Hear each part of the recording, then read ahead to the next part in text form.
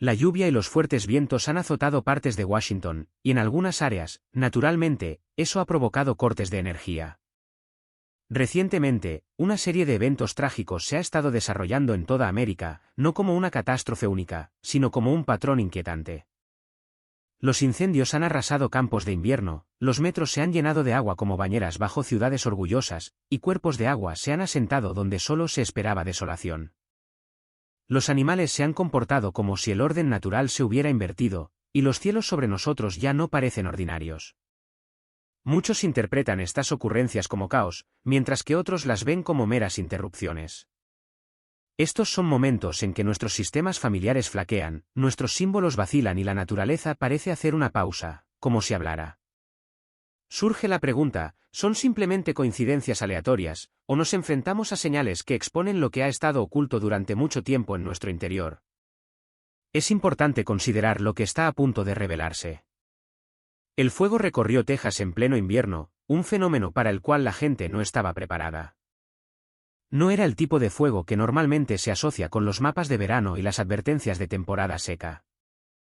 Este fuego se desató en aire frío, con algunas áreas cercanas todavía aferradas a la nieve. La hierba se encendió y el viento llevó las brasas más rápido de lo que podían viajar los vehículos. Lo que debería haber sido un paisaje invernal tranquilo se transformó en el incendio forestal más grande que Texas haya registrado jamás. Inicialmente, las explicaciones se mantuvieron prácticas. Se citaron vientos fuertes, hierbas de invierno excepcionalmente secas, humedad a mínimos históricos y una alineación perfecta de condiciones físicas. Nada místico se invocó en la mecánica del evento. Sin embargo, muchos observadores se sintieron inquietos porque no se esperaba fuego en diciembre. El invierno está destinado a ralentizar las cosas, pausar el crecimiento y permitir que los sistemas descansen. El fuego pertenece al calor, al exceso, al verano. Este fuego llegó fuera de temporada. Los residentes describieron claramente su confusión. Tales inversiones no son desconocidas. En las escrituras, hay momentos en que el fuego aparece donde no debería, fuego mezclado con granizo y llamas que cortan cielos fríos. Estos son signos que inquietan porque interrumpen el orden esperado de las estaciones. Estos momentos no se tratan como meros espectáculos, sino como interrupciones destinadas a captar la atención cuando la naturaleza misma parece hablar fuera de turno. Algunos se sintieron más seguros porque era invierno. Otros admitieron que dudaron demasiado, asumiendo que el frío significaba control. Un bombero voluntario fue citado diciendo, no se sintió real. Los incendios no se comportan así. Esa sensación de desorientación importa. En las escrituras, el fuego a menudo aparece cuando el tiempo mismo se interrumpe, no de acuerdo con los calendarios humanos o las expectativas de preparación. Pablo escribe, predica la palabra, ten oportunidad de hacerlo en tiempo y fuera de tiempo. La frase no se trata de conveniencia, se trata de interrupción. La renovación no espera condiciones ideales. La corrección no pide permiso a la comodidad. A veces, el cambio llega precisamente cuando todo se siente congelado. La historia se hace eco de este patrón. Los despertares espirituales rara vez comienzan cuando las sociedades se sienten vibrantes. Tienden a encenderse cuando la confianza se agota, cuando las instituciones se sienten frágiles y cuando la gente asume en silencio que ya nada nuevo puede suceder. Un incendio en invierno hace visible lo que las palabras a menudo no logran expresar, el estancamiento no es seguridad. Hay otra capa a la que muchos pensadores regresan, extraída de la ecología. Ciertos paisajes dependen del fuego. El calor rompe las cáscaras de las semillas y las cenizas enriquecen el suelo empobrecido. Lo que parece destrucción a veces es preparación. Las palabras de Pablo a los Corintios tocan la misma fibra, la obra será probada por el fuego. Lo dice no para aniquilar indiscriminadamente, sino para revelar lo que perdura. La paja desaparece, los soportes falsos colapsan, y lo que es genuino permanece. Esto no hace que el fuego sea gentil. La pérdida sigue siendo pérdida, el miedo es real y el desplazamiento duele. Sin embargo, la pregunta permanece bajo el humo. Los observadores del incendio de Texas notaron algo más semanas después, brotes verdes aparecieron rápidamente, más rápido de lo esperado. La vida regresó sin ceremonia, sin conclusiones forzadas, dejando solo un paisaje alterado y el inquietante recordatorio de que el invierno no ofrece inmunidad. ¿Se nos recuerda que el Creador no está limitado por los calendarios en los que confiamos? Porque poco después, los cielos respondieron no con llamas, sino con lluvia.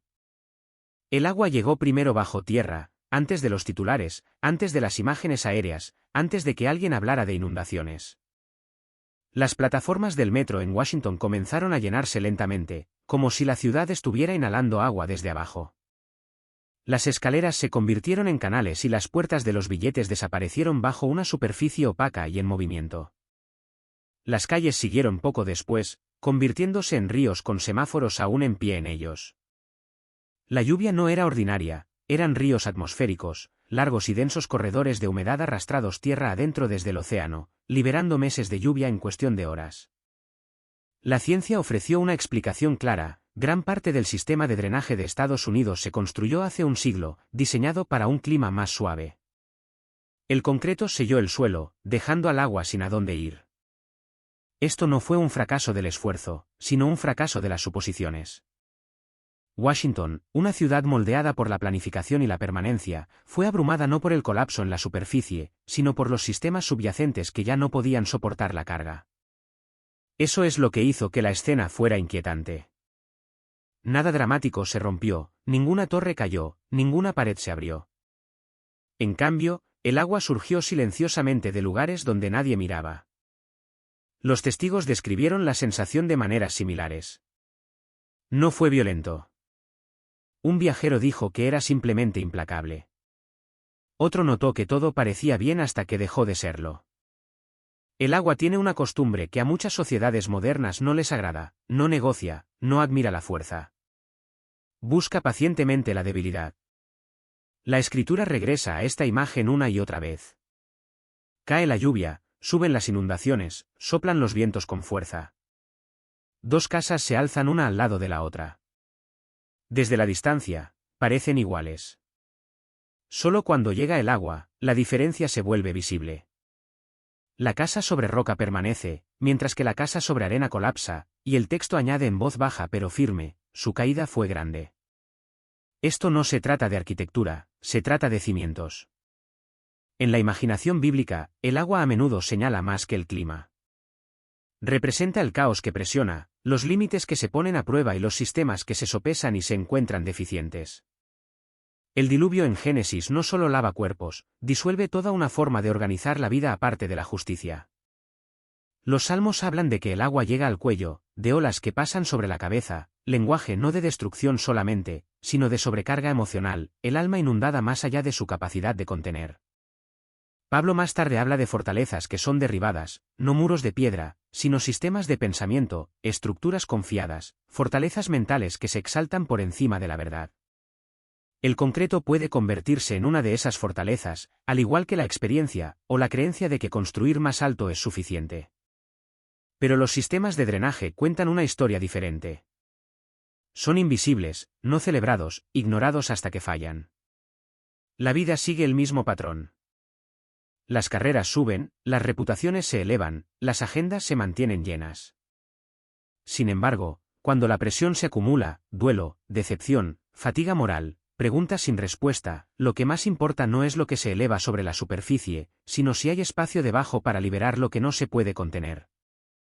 La inundación en Washington no preguntó qué representaba la ciudad, no se detuvo para el simbolismo. Simplemente reveló lo que era insuficiente y dejó atrás una pregunta silenciosa: ¿podría ser esta una señal de Dios? No en juicio pronunciado, sino en atención redirigida. No pasó mucho tiempo antes de que la atención se volviera de nuevo, esta vez no a donde se suponían seguros los cimientos, sino a donde el agua ha estado ausente por más tiempo. En el Valle de la Muerte, un lugar llamado así por la finalidad, un lugar donde los mapas habían negado el agua durante mucho tiempo, conocido por su calor que borra las huellas, por una tierra tan hostil que incluso el silencio se agota. Y sin embargo, hace meses, después de una poderosa tormenta, un vasto lago se extendió por el suelo del valle y se quedó. No un charco, no una ilusión fugaz. Kayaks se movieron sobre lo que habían sido salinas, se formaron reflejos donde antes reinaba el resplandor, y las flores silvestres siguieron silenciosamente sin previo aviso. La explicación llegó rápidamente y fue precisa, un evento atmosférico tan raro que a menudo se describe como una vez cada 1000 años. 6 meses de lluvia entregados en una fracción de tiempo. La arenisca rica en arcilla bajo la superficie se negó a absorber el agua, manteniéndola en su lugar. La ciencia fue sólida, medida, tranquila. Aún así, muchos que estuvieron allí se sintieron desorientados porque no se espera que el Valle de la Muerte reciba tales dones. Se supone que debe confirmar los límites, recordar a los visitantes lo que no se puede revertir. Sin embargo, el agua permaneció, y la vida respondió. Los nombres importan, parecían decir, y este nombre, Valle de la Muerte, siempre ha conllevado certeza. Nada prospera aquí. Nada dura. Es por eso que la escena inquietó más de lo que deleitó. Las escrituras han utilizado durante mucho tiempo los desiertos como escenarios de interrupción, no lugares de abundancia, sino lugares donde las expectativas colapsan. Isaías 35:1 habla a esa tradición con una ternura inusual, el desierto, dice, se regocijará. La tierra reseca florecerá. No porque las condiciones mejoren gradualmente, sino porque llega algo que no debería. Más tarde, la promesa se agudiza, arroyos en las alturas áridas, manantiales donde la tierra una vez se agrietó en protesta, árboles plantados donde la supervivencia no tenía sentido. El lenguaje no niega los climas duros, los confronta. Lo que hace que el Valle de la Muerte sea llamativo no es solo la belleza, sino el momento. ¿Por qué ahora? ¿Por qué aquí? La pregunta resuena más allá de la geografía. En un momento en que muchos describen a la nación como seca, económicamente tensa, relacionalmente frágil, la confianza adelgazada hasta el borde, el agua se acumula en un lugar definido por su ausencia. No en todas partes, no de manera uniforme, pero inconfundiblemente. Los observadores notaron el contraste con un asombro silencioso. Un guardabosques comentó que se sentía fuera de carácter para la tierra. Otro dijo, cambia la forma en que la gente habla aquí, más lenta, más suave. Los desiertos hacen eso cuando florecen. Interrumpen la desesperación sin explicarse a sí mismos.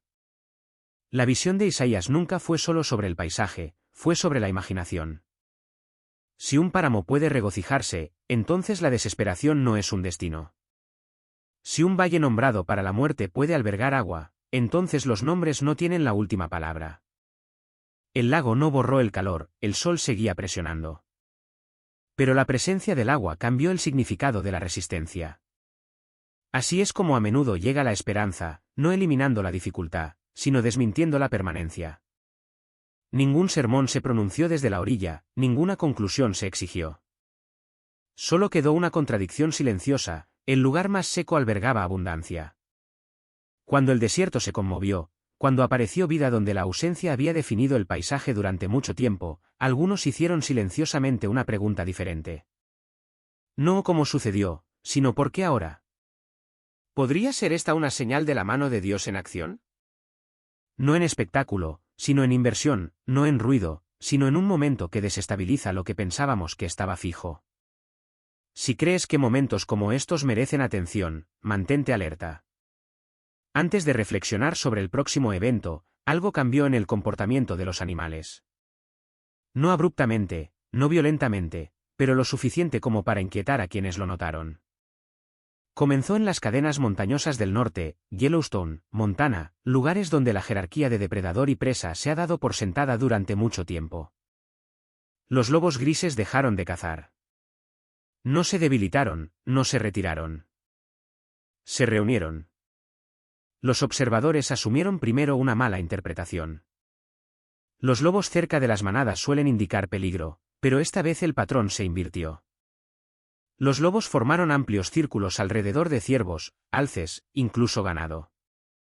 Se posicionaron hacia afuera, con los cuerpos angulados hacia las personas, los ojos fijos no en la presa, sino en los humanos que se acercaban.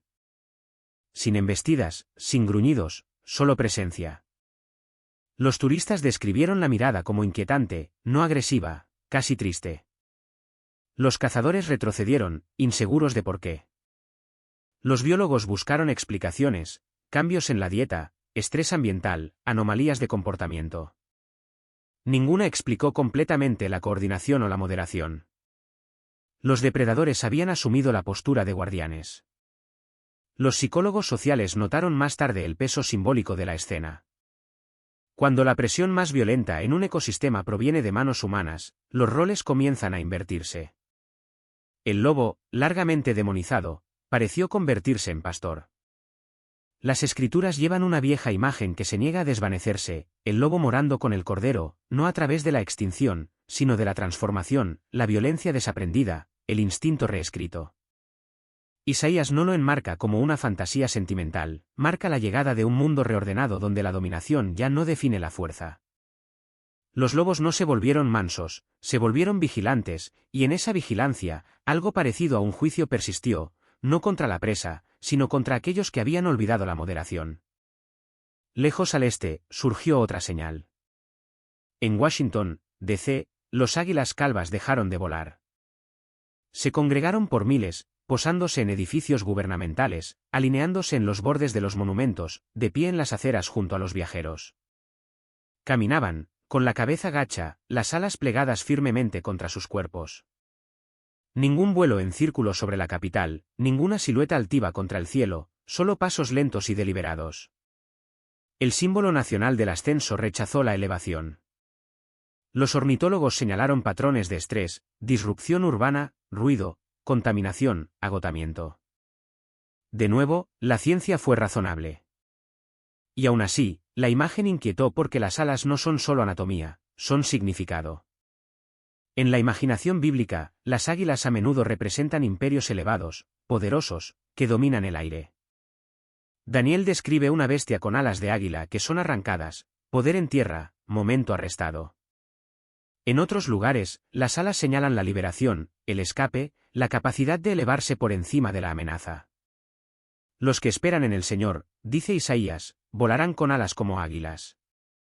Pero aquí, las águilas no se elevaron. Caminaron entre la gente, ordinarias, terrestres. Algunos interpretaron la escena como humildad, otros como fatiga. Hay una diferencia. El descenso de Cristo al servicio fue elegido, fue fuerza contenida por amor. Lo que apareció en las calles de Washington se sintió diferente, no sacrificio, sino agotamiento, poder no entregado, sino desgastado. Los ideales una vez asociados con el vuelo, libertad, claridad moral, elevación del propósito, parecían pesados ahora, incapaces de levantar. Los testigos describieron a las aves como tranquilas pero disminuidas, como si el cielo mismo hubiera perdido su atracción. Dos señales, dos inversiones, lobos protegiendo en lugar de devorar, águilas caminando en lugar de volar. Juntos, formaron un espejo incómodo. Cuando los humanos abandonan la moderación, los animales la adoptan. Cuando los símbolos de poder pierden la visión, descienden entre la multitud. Las escrituras nunca tratan tales inversiones a la ligera. Señalan desequilibrio e invitación. Un mundo donde los depredadores protegen y los gobernantes son derribados no es todavía paz, pero puede ser una advertencia o una pausa, un recordatorio de que la creación reacciona cuando los sistemas humanos se desvían demasiado de la sabiduría. La pregunta que estas señales dejan atrás es silenciosa pero difícil de ignorar. Si los instintos pueden ser transformados y los símbolos humillados, ¿qué se les pide a aquellos que aún insisten en estar más altos? Y si la naturaleza ha comenzado a pastorear y el águila ha depuesto sus alas, ¿qué tipo de mundo se está preparando? ¿Y quién está dispuesto a aprender a caminar de manera diferente en él? El cielo comenzó a comportarse de manera diferente, no violentamente, no con advertencia, sino con intención. Sobre el Gran Cañón, las nubes ya no se deslizaban como formas sueltas y olvidadizas. Se juntaban, se alineaban, mantenían la forma. Cubos flotaban donde el vapor debería disolverse. Pirámides proyectaban sombras nítidas en las paredes del cañón. Esferas flotaban con bordes tan precisos que parecían dibujadas, no formadas. La luz del sol pasaba limpiamente a través de ellas, dividiendo el aire en llanuras de brillo y sombra, como un lienzo surrealista suspendido sobre piedra antigua. Los meteorólogos hablaron con cuidado, capas de temperatura, cizalladura del viento, rara estabilidad atmosférica. Las explicaciones eran plausibles pero insuficientes, porque se esperaba que las nubes vagaran, y éstas no lo hicieron. Obedecieron la geometría. El efecto no era cálido, era hermoso, pero distante, orden sin sentimentalismo. Algunos visitantes dijeron que se sentía como si el cielo estuviera siendo medido. Otros dijeron que se sentía diseñado, como si los cielos estuvieran revelando brevemente su plano. Las escrituras nunca se han avergonzado de las matemáticas. Sus visiones de santidad son a menudo exactas, medidas, simétricas. La ciudad que desciende del cielo se describe como un cubo perfecto, longitud, anchura y altura iguales. La misma geometría una vez reservada para el lugar santísimo, espacio sagrado representado en forma. El salmista dijo una vez, los cielos hablan sin palabras, día a día, noche a noche. Quizás este fue un discurso de ese tipo, no emocional, sino preciso, un recordatorio de que la belleza no siempre consuela, a veces ordena. Lejos al este, en Nueva Inglaterra, el cielo contaba una historia diferente. Al atardecer, el color dejó de comportarse educadamente. En lugar de desvanecerse gradualmente, los cielos se espesaron. El pigmento parecía superpuesto al aire mismo. Los azules se curvaban en oro, los violetas se presionaban contra bordes rojo fuego. El viento dejaba pinceladas visibles, como si arrastrara un pincel a través de pintura aceitosa. La gente se detuvo. Los teléfonos bajaron. Los testigos describieron la sensación con sorpresa, no parecía real. Se sentía como estar dentro de una pintura. No frío esta vez, sino íntimo. Los salmos a menudo se detienen aquí, una persona mirando hacia arriba, midiendo la pequeñez contra la vastedad de arriba. ¿Qué es la humanidad?, pregunta el poeta, ¿qué tal cielo se fijaría en ella? Otro salmo habla de Dios vistiéndose de luz, extendiendo los cielos como tela, no como planos. Ahora, considera el cielo como una invitación, no a analizar, sino a contemplar, a practicar la atención en un mundo entrenado para mirar de reojo y deslizar. La contemplación, sugieren las escrituras, no es pasiva, es formativa. Meditar en lo hermoso, lo noble, lo verdadero, esto no es escape sino alineación. Entonces, en el extremo norte, el cielo se convirtió en algo más de nuevo. Sobre Alaska, la aurora no onduló como seda, se conectó. Bandas de luz verde se cruzaron y entrecruzaron, tejiéndose en una red luminosa sobre nuestras cabezas. En cada intersección, las estrellas brillaban más de lo usual, como si fueran atraídas más cerca de la superficie del cielo. El efecto era a la vez protector e inquietante, una cúpula o una celosía. La gente se sintió protegida y expuesta, pequeña bajo una estructura lo suficientemente vasta como para contenerlos. Las escrituras a menudo imaginan los cielos como una cubierta, una tienda de campaña extendida sobre la tierra, una morada. Pero las tiendas pueden proteger y pueden encerrar. Pablo escribe que todas las cosas se sostienen juntas, no flotan independientemente, sino que se mantienen dentro de una coherencia viva. Job oye a Dios hablar de atar constelaciones, guiar estrellas por restricciones invisibles. La aurora hizo visible ese lenguaje, no caos, no aleatoriedad, conexión. Cada punto mantenido en relación con otro. 3 cielos, 3 estados de ánimo, orden, belleza, pertenencia. Ninguno gritó, ninguno exigió interpretación. Simplemente aparecieron, pidiendo atención en lugar de certeza. Si los cielos aún hablan a través de la forma, el color y la conexión, la pregunta no es si existe el significado. Es si alguien todavía está dispuesto a detenerse, mirar hacia arriba y escuchar. Y si el propio cielo se está representando, a veces como diseño, a veces como arte, a veces como refugio, ¿qué postura se requiere de aquellos que viven debajo de él? El gran lago salado no ruge, retrocede. Durante décadas, las cámaras han observado cómo este mar interior se encoge como una película a cámara rápida de lenta asfixia.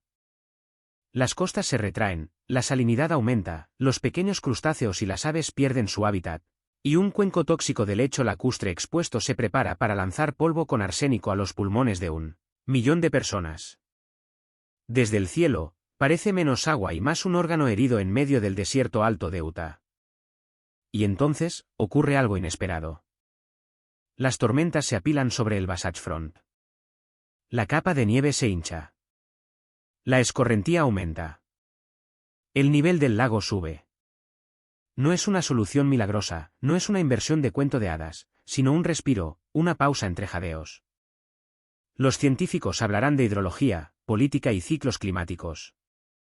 Pero en otro lenguaje, más antiguo que los datos satelitales, la gente de fe mira este mismo lago y oye el eco de una historia diferente.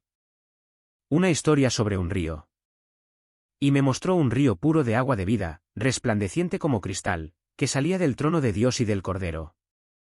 En otras palabras, las últimas páginas de la Biblia cristiana no se abren con un muro o un arma, sino con agua. Génesis comenzó con un jardín y un río salía de Edén para regar el jardín. Apocalipsis termina con una ciudad y un río de vida brillante como cristal fluyendo desde el mismo corazón de Dios. Entre esos dos ríos, se desarrolla la historia humana, guerras, imperios, sequías, extinciones, auges y colapsos económicos. Pero la imaginación bíblica vuelve una y otra vez a esta única imagen, agua que no debería estar allí, agua que sana lo que ya está muerto. En la visión del profeta Ezequiel, otro río brota del umbral de un templo, volviéndose más profundo paso a paso hasta llegar al Arabá, la falla geológica donde el mar muerto se asienta como un sumidero terminal de sal. Allí, dice Ezequiel, sus aguas serán sanadas y todo vivirá donde venga el río. Agua en el lugar equivocado, vida en el último lugar donde esperarías encontrarla. El gran lago salado no es el mar muerto. La geografía es diferente, la química es propia. Y sin embargo, los paralelismos son difíciles de ignorar, un lago salino terminal en una cuenca desértica, que se encoge bajo la presión combinada del cambio climático y el consumo humano.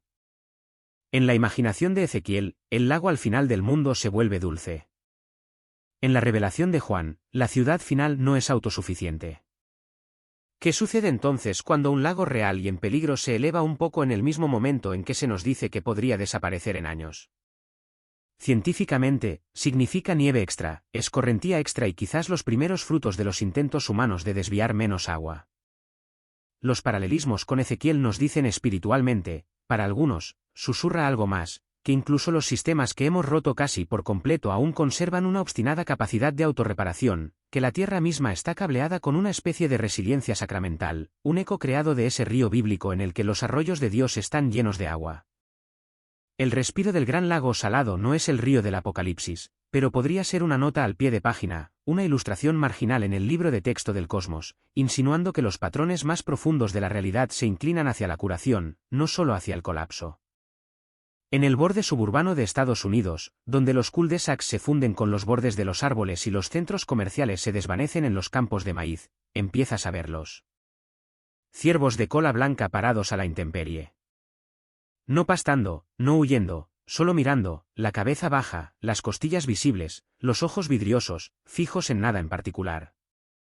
Un coche pasa, un perro ladra, un niño señala desde el asiento trasero, y el ciervo se queda allí como si el programa ancestral cableado en su sistema nervioso, peligro, corre, hubiera sido desinstalado silenciosamente. Los biólogos tienen un nombre para esto, enfermedad de desgaste crónico.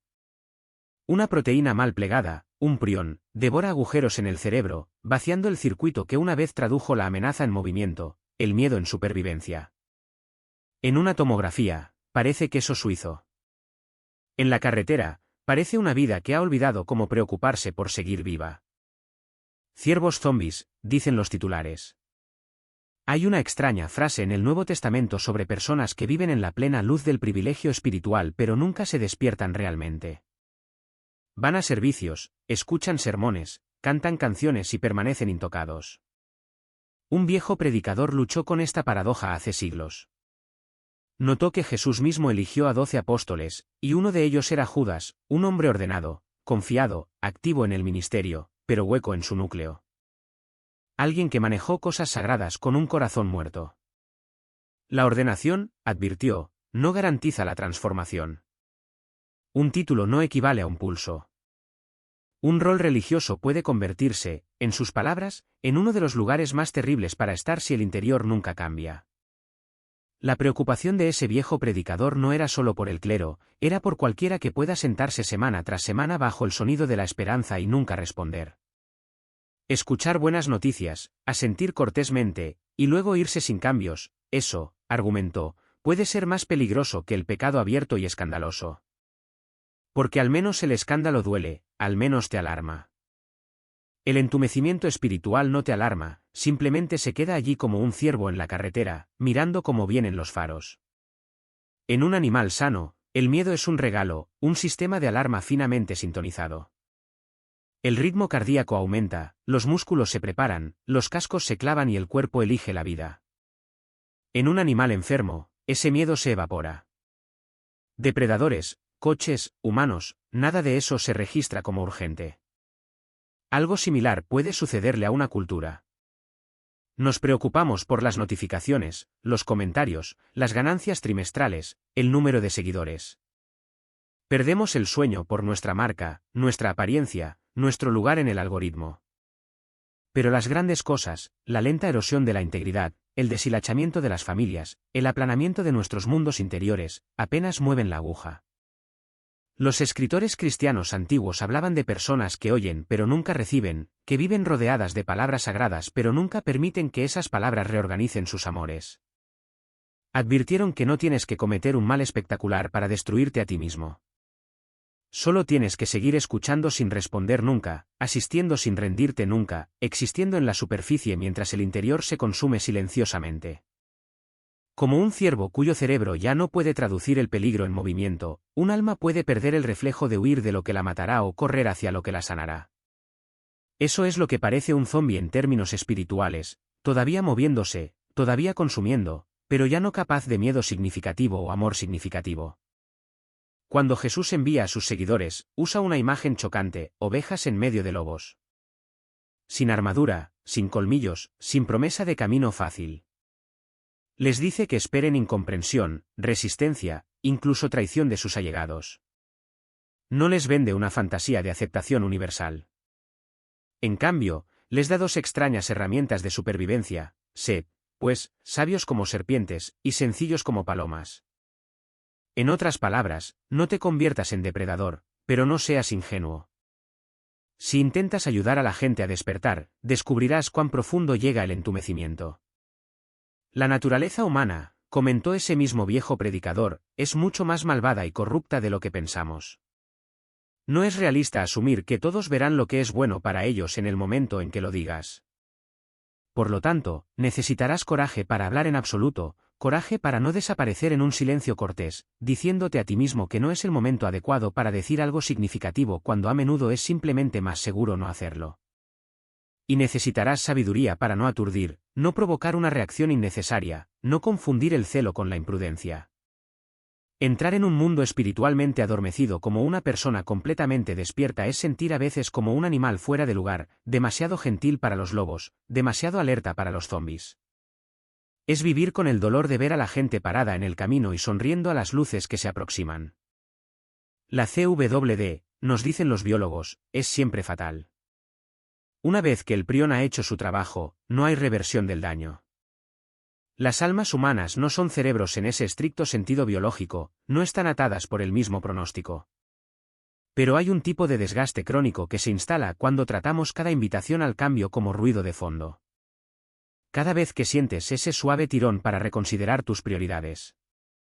Cada vez que una línea en una canción, un verso, una conversación te llega un poco demasiado cerca de casa y la desplazas, la descartas, te quedas quieto en el camino. El reflejo de moverte se debilita. La parte del Discovery Channel de esta historia termina con la gestión de la vida silvestre, los protocolos de prueba y las advertencias a los cazadores. La parte del podcast filosófico termina con una pregunta mucho más personal: ¿te estás volviendo más vivo, más receptivo, más capaz de asombro, miedo, alegría, arrepentimiento y amor? ¿O te estás convirtiendo lentamente en un espectador de tu propia vida, observando todo desde la distancia, técnicamente viviendo, pero ya no verdaderamente despierto? El ciervo no puede elegir. Tú todavía puedes. A través de estos eventos, fuego que llega en invierno, agua que sube desde debajo de una ciudad capital, inundaciones que abruman sistemas construidos con confianza, desiertos que albergan lagos, animales que se comportan contra el instinto, y cielos que se reorganizan en una belleza desconocida, un hilo único emerge silenciosamente. No una declaración, no un veredicto, sino una pregunta más antigua que las explicaciones modernas: si algo, incluso el más pequeño movimiento de viento o agua, se despliega fuera de una gobernanza más profunda. La ciencia explica los mecanismos con claridad y disciplina, y debería hacerlo. Sin embargo, la claridad no cancela el misterio. Cuando las circunstancias se oscurecen, cuando el momento se siente equivocado, cuando los patrones se repiten en lugares que parecen no estar relacionados, la fe no se apresura a sacar conclusiones. Espera. Observa. Resiste el impulso de encontrar ayuda en el control, en la predicción. Aquellos que pueden percibir el significado sin forzarlo a menudo atraviesan tales momentos de manera diferente. Notan que la disrupción rara vez es aleatoria en su efecto. Humilla la confianza. Expone las suposiciones. Silencia la arrogancia. Y a veces, sin anuncio, abre espacio para la renovación. El fuego prueba lo que puede perdurar. El agua revela lo que nunca estuvo anclado. Los desiertos que florecen desafían la permanencia de la desesperación. Nada de esto prueba nada por sí solo. Pero juntos, estos momentos desestabilizan la creencia de que la vida está gobernada solo por el azar y la escala. Quizás la mayor dificultad no sea creer que Dios gobierna lo vasto y dramático, sino confiar en que lo pasado por alto, lo inconveniente y lo desorientador también están contenidos en su cuidado. Cuando se niega la providencia, incluso los pequeños eventos se convierten en acertijos agotadores.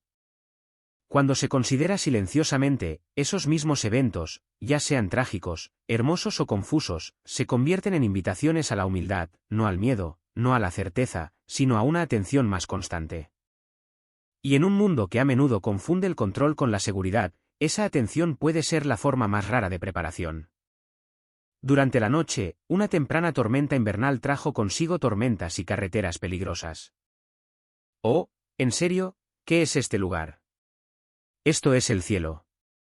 El brillo de la festividad más querida de Estados Unidos se atenuó bajo la sombra de tragedias impensables. Las luces de Navidad todavía colgaban sobre las calles de Cleveland a Jacksonville. Las listas de reproducción todavía prometían paz en repetición. Estados Unidos no disminuyó la velocidad, el calendario siguió avanzando. Y cuando llegó la noche del 24 de diciembre a la costa oeste, algo más pesado ya se había apoderado de todo. La nación había probado dulzura que se volvió tóxica y agua que se negó a saciar la sed. Lo que siguió no fue un caos repentino, sino una pregunta mucho más inquietante: ¿son estas aguas de inundación una advertencia críptica de Dios? ¿Son estas advertencias habladas hace mucho tiempo? Esta noche, no nos apresuraremos a conclusiones, pero no apartaremos la vista. Observa con atención, escucha de cerca y decide por ti mismo. No llegó como una catástrofe única, sino como una superposición, una interrupción del ritmo ordinario de los eventos. Cosas que deberían haber ocurrido con años de diferencia comenzaron a presionarse en la misma ventana estrecha de tiempo. Antes de que una región pudiera terminar de hacer inventario de sus pérdidas, otra ya estaba siendo puesta a prueba. Los plazos colapsaron, no violentamente, sino inconfundiblemente. Lo que hizo que este momento perdurara no fue solo lo que sucedió, sino cuán rápido falló el orden familiar. Los sistemas diseñados para responder a una emergencia a la vez se encontraron desorientados. El lenguaje se repitió en varios estados, hablado por diferentes funcionarios, con el mismo matiz: esto no se está comportando como se esperaba. Los informes llegaron fragmentados, las transmisiones se cortaban. Los espectadores luchaban no porque hubiera poca información, sino porque no había un marco lo suficientemente sólido para contenerla. Y entonces el enfoque se trasladó al interior, a lugares acostumbrados durante mucho tiempo a la decadencia. En ciudades como Detroit y Cleveland, donde las fábricas se erigen como monumentos a otra era, algo comenzó a caer del cielo. Al principio, parecía inofensivo: partículas de color marfil, ligeras como ceniza, dulces al gusto. Algunos decían que olía débilmente a miel. Se acumulaba en las aceras, las escaleras de incendios, las líneas de ensamblaje abandonadas. Los niños lo tocaron. Los adultos lo probaron. El hambre tiene una forma de silenciar la sospecha. Pero cuando la sustancia se asentó sobre el acero oxidado, sobre vagones de tren, maquinaria vieja, techos de fábricas, reaccionó. Se elevó un gas delgado, apenas visible, que arrastraba consigo desorientación, euforia, una relajación de la moderación. Aquellos que consumieron las partículas no colapsaron, se encendieron. Algo en ellos cambió de hambre a fijación. Se congregaron multitudes. Viejas plantas se abrieron a la fuerza. Las máquinas fueron golpeadas, desmanteladas, arrastradas a las calles. Lo escuché descrito una y otra vez con el mismo lenguaje extraño, liberando las máquinas. Corredores industriales que habían estado silenciosos durante años estallaron no con producción, sino con fervor. En pocos días, lo que quedaba de la economía manufacturera regional se paralizó por completo. Los funcionarios buscaron explicaciones: contaminantes atmosféricos, subproductos industriales, interacciones químicas no identificadas, todo plausible, nada completo. Lo que tuvo más peso fueron las voces de aquellos que habían vivido con escasez el tiempo suficiente para reconocer cuando algo se sentía mal. Las Escrituras utilizan un lenguaje más antiguo para momentos como este. En Éxodo, el maná se dio no como exceso sino como medida, suficiente para el día, no más. Aquellos que lo almacenaron, temiendo el mañana, lo vieron pudrirse. La prueba nunca fue el hambre, fue la confianza dentro de su sombra. Estamos haciendo las mismas preguntas. ¿Qué sucede cuando la provisión llega sin límites? Cuando la necesidad se convierte en apetito, y el apetito en posesión. La Biblia no presenta señales como estas como espectáculos destinados a aterrorizar. Son exámenes, espejos levantados ante hábitos que hemos dejado de cuestionar. El Roosevelt, cinturón de óxido, no colapsó porque cayera comida del cielo. Vaciló porque la abundancia llegó desvinculada de la moderación. Esto no es un rechazo a la ciencia, la investigación importa, pero la explicación por sí sola no agota el significado. Algo importante cambió en esos días. La indiferencia se debilitó, la atención se agudizó. La gente comenzó a conectar eventos, no a descartarlos. No todos estaban de acuerdo en lo que significaba, pero cada vez menos estaban dispuestos a decir que no significaba nada. Y ese puede ser el cambio más significativo de todos. Porque cuando la provisión se convierte en veneno, las Escrituras y la historia coinciden en una cosa: nunca es insignificante. Es una pausa, una advertencia, una invitación. El patrón aún se está desarrollando. Antes de que los avisos de evacuación aparecieran en las pantallas, antes de que el agua embotellada desapareciera de los estantes de las tiendas, algo más silencioso inquietó a Florida. Comenzó en lugares de donde nadie espera que llegue el peligro: fregaderos de cocina, cabezales de ducha, fuentes de agua potable. Las mañanas ordinarias terminaron con la misma reacción en ciudades a kilómetros de distancia. La gente abría el grifo, daba un sorbo y se congelaba. El agua se veía clara. No tenía olor. Sin embargo, la amargura era inmediata y abrumadora, lo suficientemente aguda como para obligarla a escupirla, lo suficientemente fuerte como para persistir en la lengua mucho después. Los padres me dijeron que sus hijos lloraban, no por enfermedad, sino por confusión. Sabía rechazo, dijo una mujer en Tampa, como si el agua en sí no nos quisiera. Las pruebas siguieron rápidamente. Los informes municipales volvieron limpios. Sin toxinas, sin proliferación bacteriana, sin desequilibrio químico. Los números insistían en que todo era normal. Pero lo normal ya no coincidía con la experiencia. De Miami a Orlando, de pueblos costeros a suburbios interiores, la misma palabra se repetía en diferentes voces: imbebible. Hablé con un supervisor de mantenimiento en el condado de Broward que había trabajado en sistemas de agua durante más de 20 años. Lo dijo claramente, sin drama: si esto fuera contaminación, lo veríamos. No lo vemos. Y eso es lo que asusta a la gente. A medida que las horas se convertían en días, la presión aumentó. Los hospitales racionaron suministros, las escuelas cerraron, los residentes ancianos esperaron en filas bajo el sol para obtener agua transportada en camiones. Algunos abandonaron el estado por completo, empacando lo que pudieron y dirigiéndose al norte, sin saber cuándo o si los grifos cambiarían de opinión. Otros se quedaron, poco dispuestos o incapaces de moverse, esperando lo que muchos llamaron silenciosamente un milagro. Las Escrituras tienen un lenguaje para momentos como este. En Éxodo, el pueblo llegó a Mara después de días de viaje, desesperado y agotado, solo para encontrar agua que no podía beber. La amargura no era un castigo, era un retraso, una prueba no solo de supervivencia, sino de confianza y paciencia, de si la desesperación se convertiría en queja o la espera en escucha. Digo esto con cuidado, no como un veredicto, sino como un paralelismo. Florida es un estado construido sobre el flujo, agua, turismo, movimiento, velocidad. Que ese flujo se volviera interior, se volviera inutilizable sin explicación, afectó algo más profundo que la infraestructura. Desafió la suposición de que el acceso garantiza la satisfacción, que el suministro asegura la paz. Los expertos continuaron buscando. Los ingenieros recalibraron los sistemas. Los científicos compararon muestras, todo trabajo necesario. Pero la explicación, incluso cuando llega, no borra la pregunta que se asentó sobre el estado como la humedad, ¿y si el agua nos está pidiendo que nos detengamos antes de que nos pida que bebamos? Escuché esta pregunta más claramente no de los funcionarios, sino de la gente común.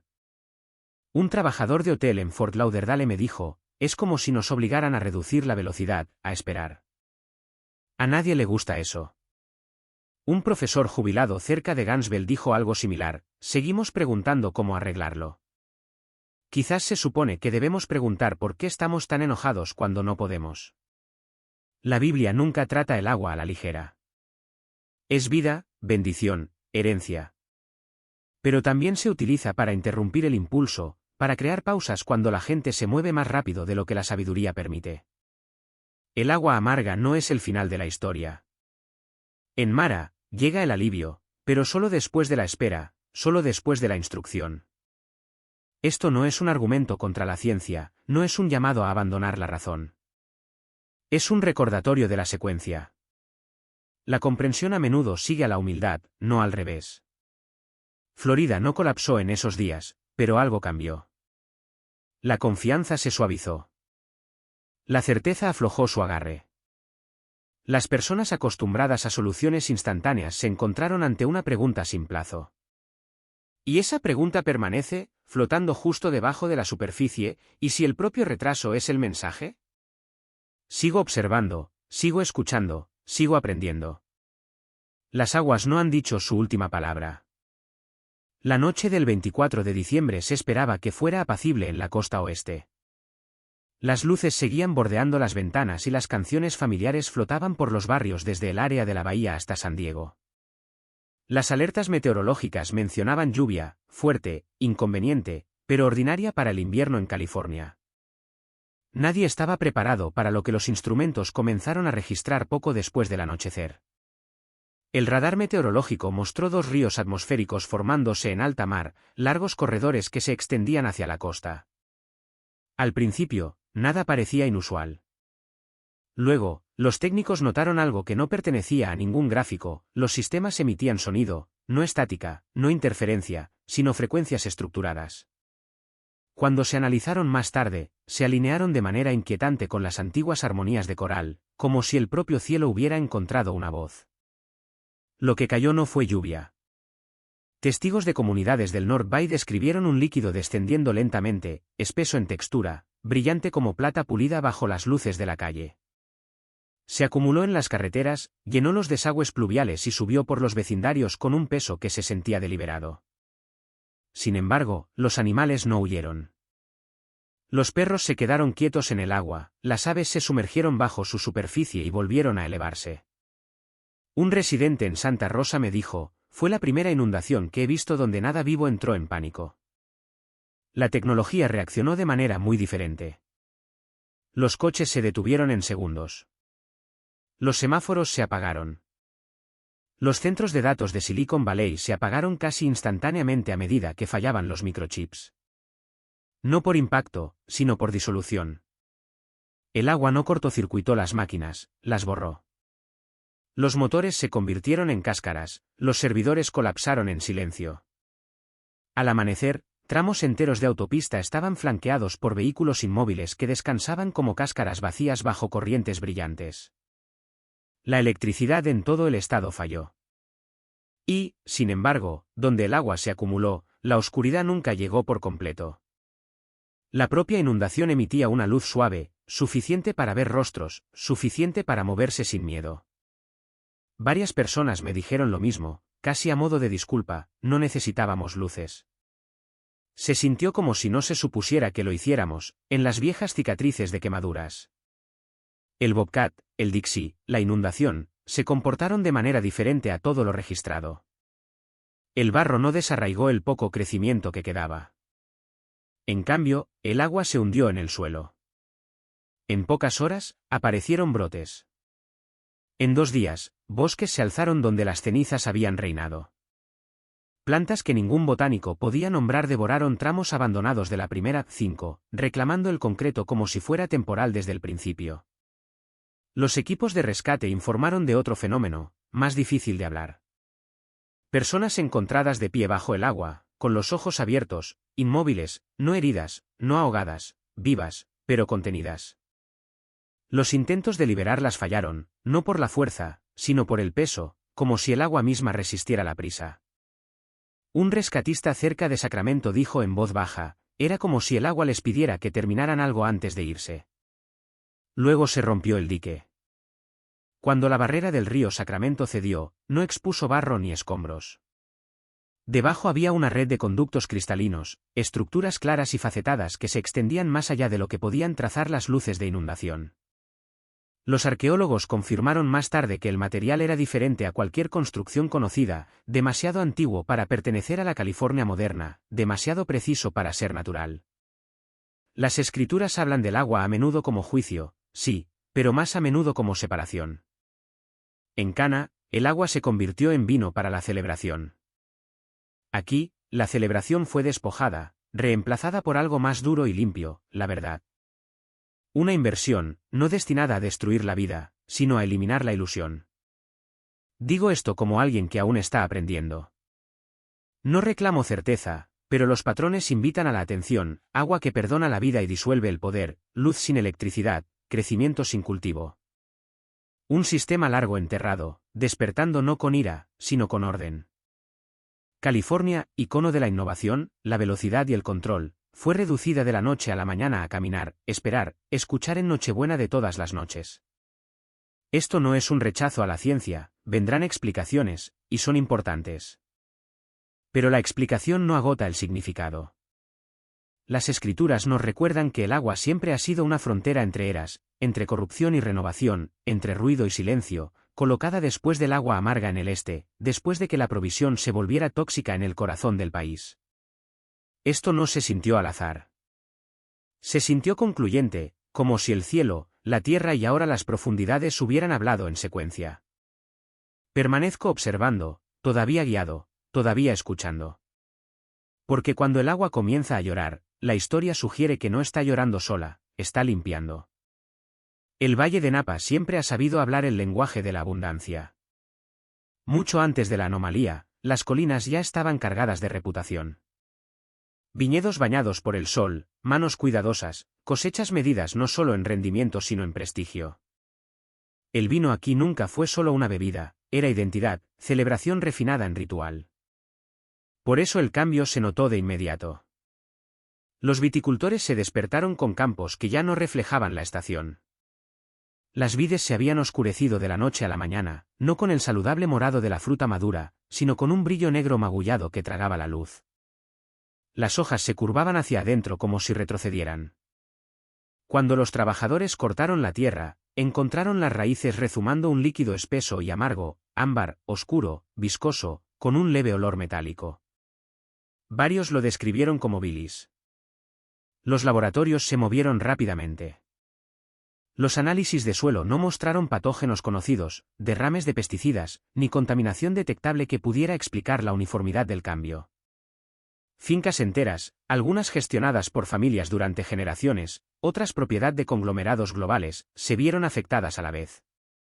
Napa no falló viñedo por viñedo, falló en todo el valle. La producción de vino se detuvo en pocos días. Lo que más desconcertó a la gente no fue la pérdida en sí, sino lo que siguió. Un pequeño número de productores intentó salvar la cosecha, fermentando la fruta a pesar de las advertencias. El líquido que emergió parecía vino. Envejeció como vino.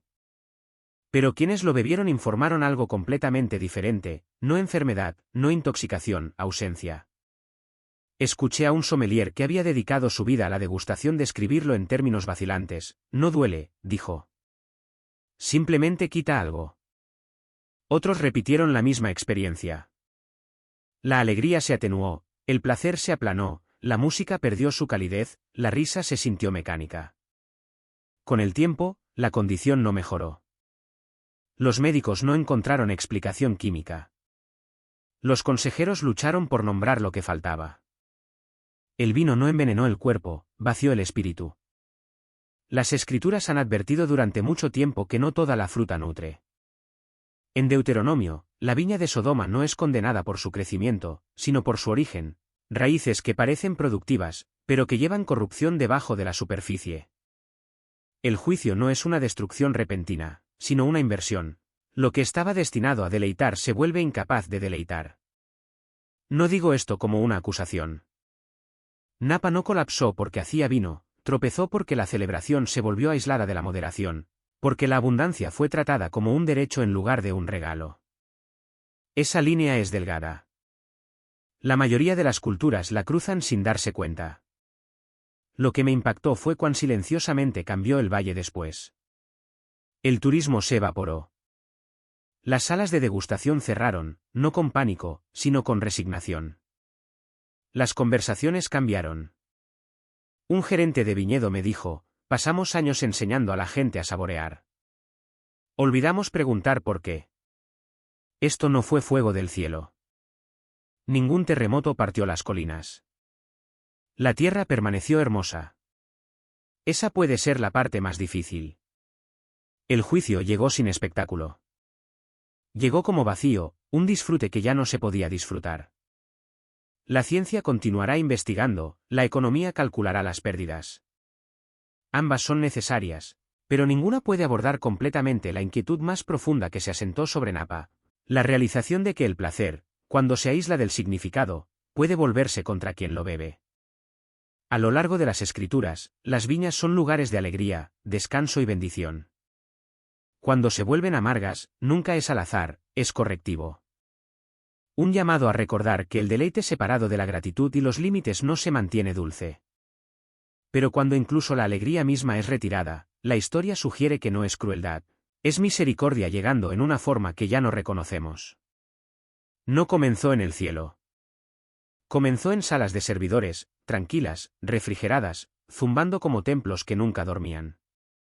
Los ingenieros en Santa Clara y Mountain View notaron la primera anomalía justo después de la medianoche. Paneles de diagnóstico parpadeando, picos de consumo de energía sin causa, paquetes de datos desapareciendo a mitad de transferencia. Luego, las cámaras lo capturaron, nubes de algo particulado, metálico, vivo con señal.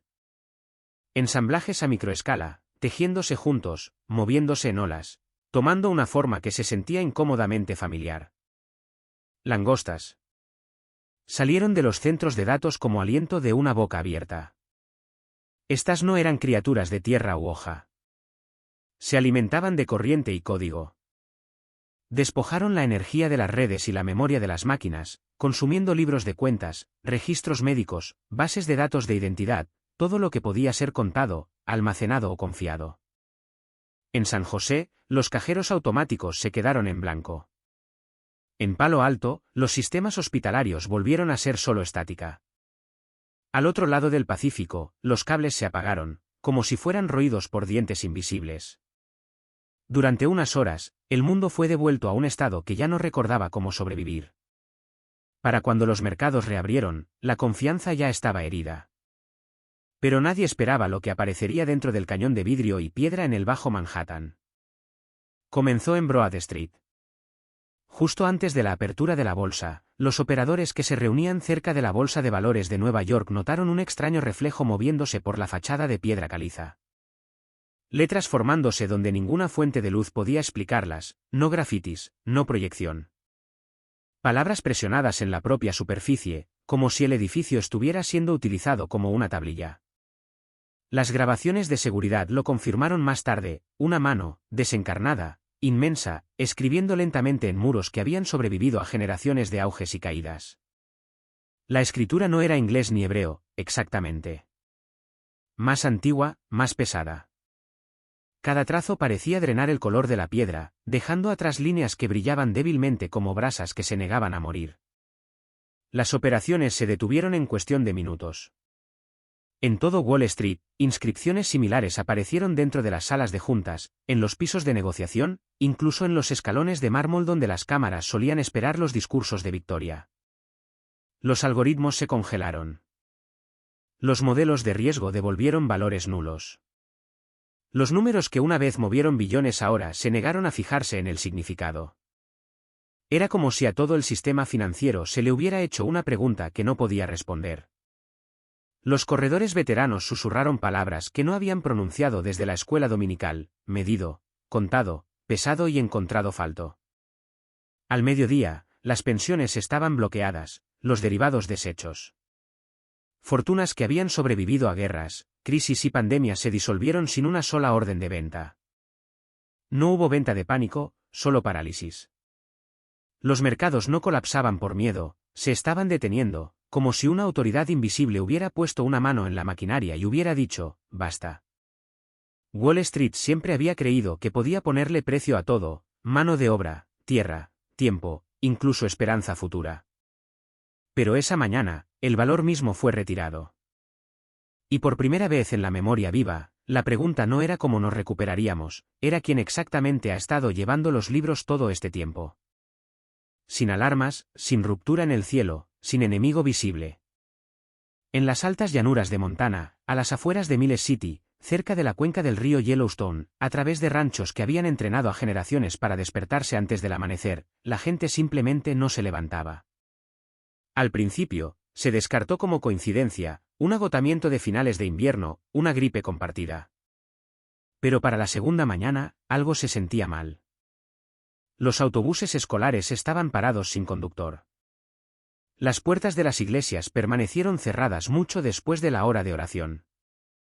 Las radios crepitaban sin respuesta a través de condados que se enorgullecían de nunca perder una llamada. Dentro de las casas de campo y los barracones, hombres y mujeres yacían dormidos, no colapsados, no enfermos, sino descansando demasiado profundamente, respirando con calma, rostros serenos, sin signos de lucha, como si se les hubiera dicho suavemente que se acostaran y hubieran obedecido sin cuestionar. Equipos médicos fueron trasladados en avión. Los electroencefalogramas mostraban actividad consistente con el sueño, pero mucho más allá de las etapas conocidas. Los intentos de despertarlos fallaron, no por dolor, luz o sonido. Era como si la conciencia misma se hubiera hecho a un lado. El patrón se volvió más claro al anochecer. Los afectados no eran aleatorios. Eran alguaciles, pastores, capataces de ranchos, bomberos voluntarios, ancianos tribales, maestros, los anclajes silenciosos. Aquellos a quienes otros seguían sin pensar. Aquellos que vigilaban las puertas, guiaban las manadas, resolvían disputas y se interponían entre el orden y el caos sin nombrarse a sí mismos líderes. Los pastores se habían quedado dormidos. Sin ellos, la confusión se propagó rápidamente, no a través de la violencia, sino de la negligencia. El ganado vagaba por cercas rotas. Las quemas controladas se salieron de control. Las decisiones de emergencia se detuvieron porque nadie se sentía autorizado a tomarlas. La gente se reunía, esperando instrucciones que nunca llegaron. Al tercer día, las escrituras resurgieron, no gritadas, sino susurradas. En los evangelios, la noche en Getsemaní, ojos pesados, espíritu dispuesto, carne incapaz de velar. Los observadores notaron algo inquietante. Los durmientes no mostraban miedo en su descanso, ni angustia, solo paz, casi alivio, como si una carga les hubiera sido quitada, temporalmente dejada a un lado. Lo que planteó la pregunta que nadie quería decir en voz alta: ¿eran castigados o salvados? En relatos antiguos, cuando los vigilantes no permanecían despiertos, el costo lo soportaba la ciudad. Pero aquí, los vigilantes fueron retirados primero, como si expusieran cuanto había dependido de ellos sin reconocimiento. La tecnología no podía reemplazarlos. Los drones daban vueltas inútilmente. Los centros de mando esperaban voces que no respondían. Los sistemas diseñados para la eficiencia demostraron ser inútiles sin la sabiduría para guiarlos. Y así, Montana esperó, no solo el despertar, sino la comprensión. Porque si los pastores dormían, entonces se acercaba algo que requería que el resto del rebaño aprendiera a ver y, quizás, a elegir si despertarían por sí mismos. Fueron notados por primera vez desde el aire. Los pilotos que volaban sobre el sur de Utah, cerca de los confines de Canyonlands y las mesas menos mapeadas al oeste del río Colorado, informaron de estructuras que no habían estado allí antes. No ruinas expuestas por la erosión, ni andamios o torres levantadas por manos modernas. Estas formas se alzaban rectas de la piedra, altas y estrechas, proyectando sombras demasiado largas para su anchura. Al amanecer, las sombras apuntaban al este. Al atardecer, apuntaban al oeste. A ninguna hora se acortaban como se esperaba. Los equipos terrestres llegaron al área en helicóptero después de que los caminos resultaran poco fiables. Las brújulas se desviaban. El GPS se retrasaba varios segundos, como si la Tierra misma dudara en ser medida. Lo que encontraron fueron torres, docenas de ellas, esculpidas en un solo material que se parecía al basalto, pero que sonaba como metal al ser golpeado. Sin juntas, sin marcas de herramientas. Cada torre tenía aproximadamente la misma altura, más alta que cualquier estructura antigua conocida en la región. Posicionadas a lo largo de las crestas como si estuvieran destinadas a vigilar valles, pasos y rutas de agua. Eran torres de vigilancia, pero no para enemigos. Grabadas débilmente en las secciones inferiores, visibles solo cuando la luz incidía en ángulo, había proporciones que no coincidían con la escala humana, manos demasiado anchas, pies demasiado separados, escaleras cuya altura asumía piernas más largas que las nuestras. Los ancianos locales se quedaron en silencio cuando se les mostraron las imágenes. Surgieron viejas historias, generalmente descartadas, habladas como metáfora. Cuentos de los altos que caminaron por los lugares altos antes de que la tierra estuviera completamente asentada. Seres no adorados, pero recordados. Vigilantes que no estaban destinados a gobernar, pero que no sabían cómo irse. Las escrituras también fueron reabiertas, no con confianza, sino con cautela. En Génesis, hay una breve e inquietante línea sobre figuras de gran estatura presentes cuando se cruzaron los límites y se alteró el orden. El texto no se detiene. No explica. Simplemente registra y continúa, como para advertir a los futuros lectores que no se detengan demasiado cómodamente en lo que debería haber pasado. Las mediciones dentro de las torres revelaron algo más preocupante. Eran huecas, pero no vacías. Las pruebas acústicas mostraron que cada estructura amplificaba las vibraciones de baja frecuencia de la propia Tierra, cambios tectónicos, movimiento de agua subterránea, incluso explosiones distantes. Las torres no transmitían hacia arriba, escuchaban hacia abajo, como centinelas esperando una señal. A medida que pasaban los días, los animales evitaron el área por completo, no asustados, simplemente reacios. Las manadas se desviaron kilómetros de sus rutas habituales. Las aves alteraron sus líneas migratorias. Incluso los insectos disminuyeron cerca de las torres, como si un instinto más antiguo que el miedo hubiera hablado.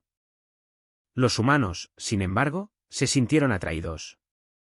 Los visitantes informaron una extraña sensación al estar cerca de la base, una presión detrás de los ojos acompañada de pensamientos que no se sentían hostiles, pero no totalmente propios. Ideas sobre la escala, sobre el dominio, sobre cómo la pequeña administración fue gradualmente reemplazada por el control. Un escalador llegó a mitad de camino de una torre antes de detenerse. Más tarde, dijo en voz baja que cuanto más subía, más se sentía observado, no por ojos, sino por memoria. Como si la propia Tierra estuviera preguntando si la humanidad había aprendido algo desde la última vez que tales estructuras estuvieron en pie. No se encontraron puertas, ni entradas, ni signos de ocupantes actuales. Sin embargo, por la noche, la termografía mostraba un débil calor vertical, que subía y bajaba lentamente, como aliento. Las autoridades sellaron el área, pero la contención se sintió simbólica en el mejor de los casos.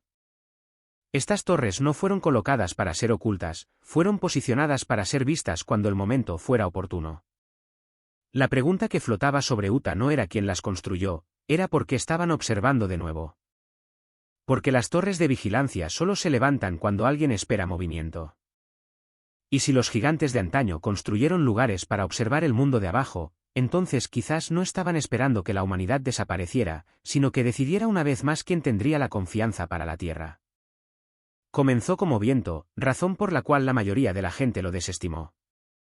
En las grandes llanuras, desde el oeste de Kansas hasta Nebraska, las de Coutes, y hacia abajo en los tramos abiertos de Oklahoma, las estaciones meteorológicas registraron un sistema que se negaba a la clasificación. Ningún frente de tormenta, ningún colapso de presión, ningún contraste de temperatura lo suficientemente agudo como para justificar lo que siguió. Y, sin embargo, vino el viento. Al principio no aulló. Se movió bajo, constante, casi paciente, rodando sobre campos de trigo, carreteras vacías y pequeños pueblos donde la gente todavía mide el tiempo por las cosechas y las campanas de la iglesia. Las banderas se levantaron, luego se retorcieron, no violentamente, sino de manera desigual, como si fueran tiradas por manos diferentes. Lo que inquietó a los pronosticadores no fue su fuerza, sino su comportamiento. El viento no se movió en una sola dirección.